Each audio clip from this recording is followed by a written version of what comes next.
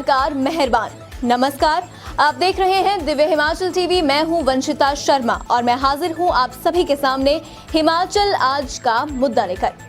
कर्मचारियों पर जयराम सरकार अब मेहरबान होने लगी है। 27 नवंबर को हुई जेसीसी की मीटिंग की पहली ही मांग मानकर सरकार अब कर्मचारियों की झोली पैसों से भरने लग पड़ी है। अब मुलाजिमों को एरियर भी मिलने जा रहा है और अगर सभी योजनाओं के मुताबिक ही सिरे चढ़ा तो मार्च तक कर्मचारियों को एरियर की 3 किस्तें मिल जाएंगी। और क्या क्या कर रही है सरकार, हम पहाड़ी में इसी पर चर्चा कर रहे हैं अनिल अग्निहोत्री और राजेश शर्मा।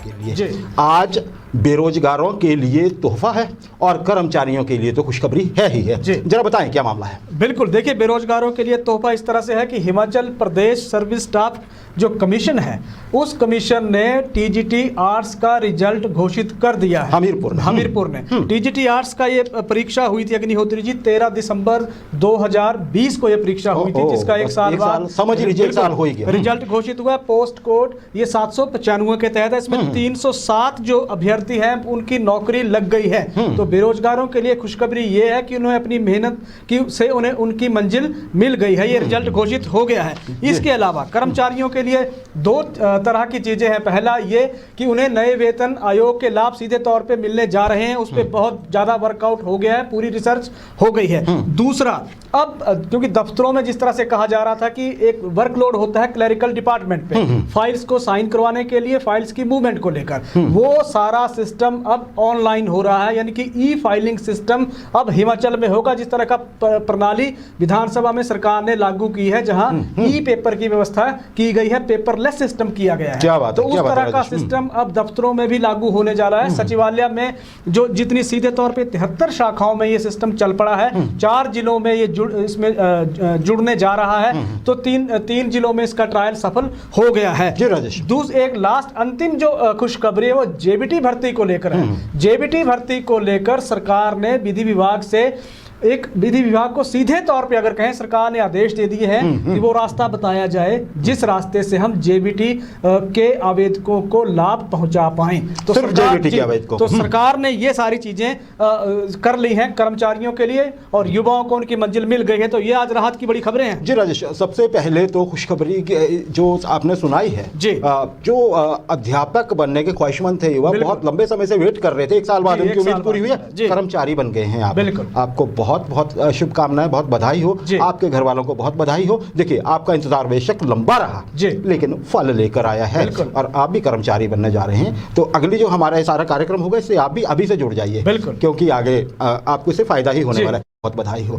आखिरकार आपका जो आंदोलन था वो रंग दिखा रहा है और सरकार भी आपकी बात है जो कह रही थी सरकार उस पर खरी उतरती दिख रही है। ये अच्छी बात है। राजेश, जो आपने बात तीसरी कही, जो कर्मचारी हैं सेवा में, राजेश, जेसीसी की मीटिंग हुई, उसमें हमें सब पता, हम यहाँ पे चर्चा कर चुके हैं, पूरा हिमाचल जानता है कि उसके बाद बहुत सारे कर्मचारी निराश दिखे। लेकिन उस निराशा में हम ये भूल गए कि जितने भी कर्मचारी हैं उनको एक बड़ा फायदा मिलने जा रहा है। बिल्कुल, बड़ा फायदा, वो फायदा जब जेसीसी की मीटिंग हुई थी, आपने एजेंडास रखे थे, सबसे पहले नंबर पे जो आपके मांग थी, वो मांग पूरी होती दिख रही है बहुत जल्दी। राजेश, क्या है वो मांग और क्या हो रहा है इसमें? बिल्कुल, ये नए पे कमीशन को लागू करने की मांग थी अग्निहोत्री जी, और ये मांग हिमाचल प्रदेश सरकार ने पहले से वर्कआउट इस पे शुरू हो गया था। जेसीसी की मीटिंग से पहले से प्रारूप इसका बन गया था।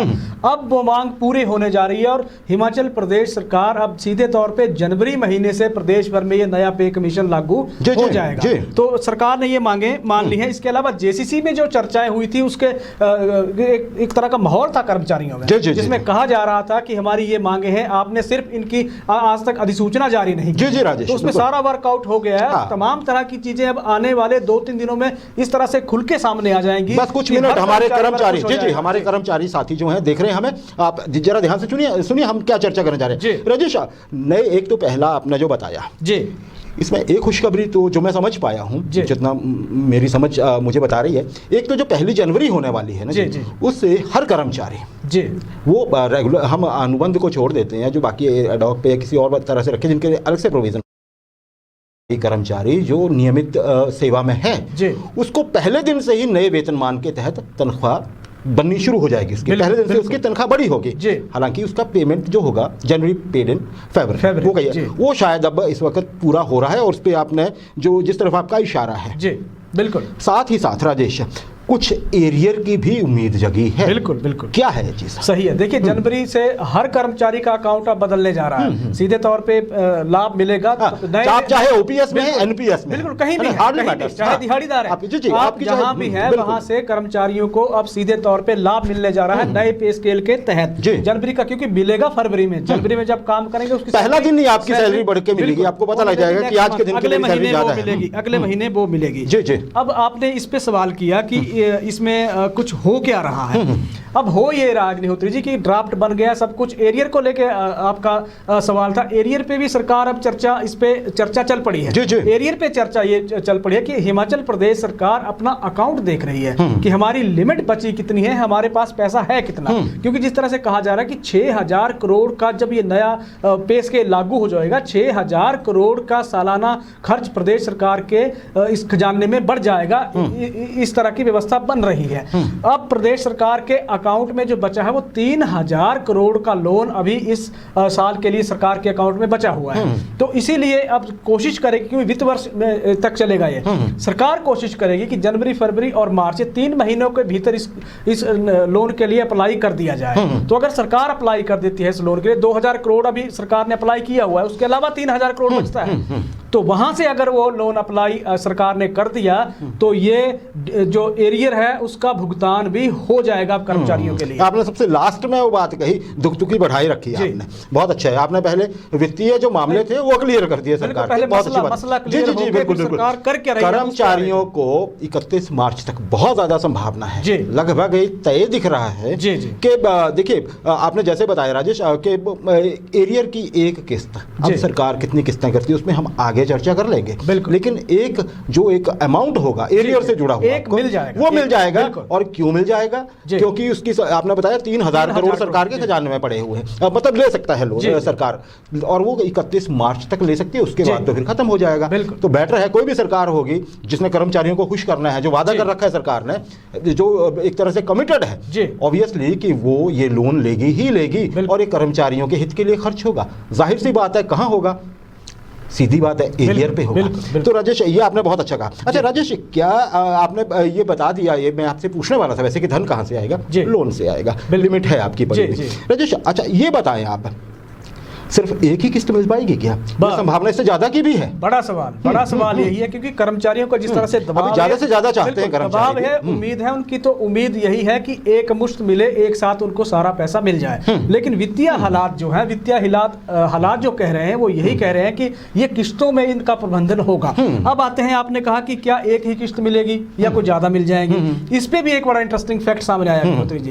इंटरेस्टिंग फैक्ट ये है कि 3000 करोड़ जो सरकार के हिस्से में है, जो लोन ले सकते हैं, उससे तो मिलेगी एक ही किस्त। लेकिन क्योंकि हिमाचल प्रदेश सरकार ने भारत सरकार से यह मांग उठाई है कि आप हिमाचल की लोन लिमिट बढ़ा दीजिए। अगर केंद्र सरकार ने लोन लिमिट हिमाचल की बढ़ा दी तो हिमाचल के हिस्से में ज्यादा धन आ जाएगा, जहां से कर्मियों को फिर 3 किस्तें देने का पे सरकार विचार कर रही है। मार्च तक तो 3 किस्तें मिल जाएंगी, 2 भी हो सकती हैं, लेकिन एक से ज्यादा होने के चांस हैं, आपका ये कहना है। दूसरी चीज अगर प्रदेश को केंद्र किसी वित्तीय मदद दे देता है या कैसे ऐसी मद से पैसा आ जाए जहां पैसा सरकार के पास आ जाए, तो ये प्रबंधन हो सकता है, ये किस्तें सरकार और बढ़ा के दे सकती है। तो ये राहत की खबर एक तरह से प्रदेश सरकार के एंड से कर्मचारियों के लिए आ रही है। धनवर्षा ऐसी उम्मीद है, और शुभ बोलना चाहिए, हम इसीलिए शुभ बोल रहे हैं कर्मचारियों के हित में। एक और चीज मैं कहना चाहूंगा, आज तक, इससे पहले तक, थोड़े टाइम पहले तो खैर मांग कुछ और उठी थी, हल्की सी उठाई थी कर्मचारी संगठन संघ के नेताओं ने, जो मुख्यमंत्री के साथ बातचीत करने गए थे, जो निशाने पे भी रहे हैं, अभी भी हैं। राजेश, पंजाब के वेतनमानों की पैरवी करते आए हिमाचल के कर्मचारी भी और कर्मचारी नेता भी, लेकिन जहाँ एरियर की बात है जी, वो सोच रहे हैं कि कोई पंजाब का नाम ही ना ले, बिल्कुल एकदम से या तो सेंटर वाला हो जाए या कुछ नया करते, पर महाराज पंजाब का नाम मत आप लीजिए। बिल्कुल बिल्कुल। वजह क्या है, क्या वजह पंजाब से क्यों डर है? ये पहली बार हो रहा है, पहली बार बहुत इंटरेस्टिंग एक तरह से चीज हो गई है कर्मचारियों के नजरिए से, जो ये कह रहे हैं कि पंजाब की तरफ मत देखिए, आप हमें एक मुश्त देखिए, या आप सिर्फ अगर देख रहे हैं देने की स्थिति में है तो लाभ दीजिए। हो ये रहा अग्निहोत्री जी कि पंजाब ने क्या किया है, पंजाब ने एरियर की जो किस्तें बनाई है वो इतनी ज्यादा किस्तें बना दी है कि उनका कर्मचारियों को सीधे तौर पे लाभ नहीं मिल रहा है। इसीलिए हिमाचल के कर्मचारी बोल रहे हैं कि पंजाब की तरफ मत देखिए, आप जितना कर सकते हैं, जितना कम कर सकते हैं उतनी किस्तें बना के हमें दे दीजिए, क्योंकि जब थोड़ी सी धनराशि आएगी तो उसका लाभ नहीं मिल पाएगा, कर्मचारी वर्ग भी एक तरह से खुश नहीं हो पाएगा। इसीलिए कर्मचारी पहली बार बोल रहे हैं कि पंजाब की तरफ मत देखिए। यह पिछली बार आप बात देखिए, केंद्रीय वेतन आयोग को लागू करने की सिफारिशें हिमाचल में की गई, तो इसीलिए यही तर्क दिया गया था कि पंजाब ने पेचीदगियों में अपना ही मामला फंसा दिया। अच्छा राजेश, इसमें एक चीज हम बताएं अपने दर्शकों को, केंद्र सरकार की तर्ज पे हरियाणा गवर्नमेंट जो है ना जी, वो अपने कर्मचारियों को कब का भुगतान कर चुकी है, बिल्कुल, उनको पेंशनर समेत। अच्छा राजेश, हम क्यों कह रहे हैं और कर्मचारी क्यों डरे हुए हैं? कुछ चीज जैसे अब कहने की बात तो नहीं है, ये सोचने की बात है, लेकिन जो पंजाब से आवाजें उठ रही हैं खासकर पेंशनर्स की तरफ से राजेश, ध्यान देना, उसमें कोई पेंशनर ऐसे हैं, बुजुर्ग हैं, वो बहुत अपने ऐसा कह सकते हैं कि उनको ये लगता है कि वो अपने जीवन के अंतिम पड़ाव की ओर बढ़ रहे हैं, तो जिस तरह से भुगतान होना है, तो कई ऐसी आवाजें सोशल मीडिया पे भी आ रही है ना, सोशल मीडिया पे भी आ रही है कि हम ये सोच रहे हैं कि इन तनख्वाहों को, ये जो एरियर है, इनकी किस्तों को लेने के लिए हमें कितना जिंदा रहना पड़ेगा, और क्या वो संभव होगा क्या?